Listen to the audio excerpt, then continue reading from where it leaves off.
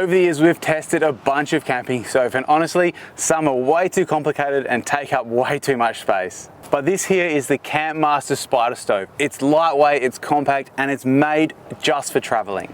At just 1.8 kilos, it takes up barely any room, making it perfect for off-roading, camping, or even the beach. With 8,000 BTU of heat output, it's got plenty of power, and it can cook anything from a quick coffee to a full-blown meal. Other types of stoves can be unstable, especially on uneven ground, but with this one, the wide base and solid steel construction mean your pots and pans stay steady. No worrying about tipping over while you're cooking. Safety-wise, it's got a 2-stage shut-off system, so if there's any pressure build-up, it automatically cuts off the gas supply and ejects the canister. That's one of the features that we really rate about this stove. It's super simple to use and it's built tough with a steel body. When you're done, it packs down into this protective case for easy storage. If you're after a compact, reliable camp stove, the Campmaster Spider Stove is the one to grab.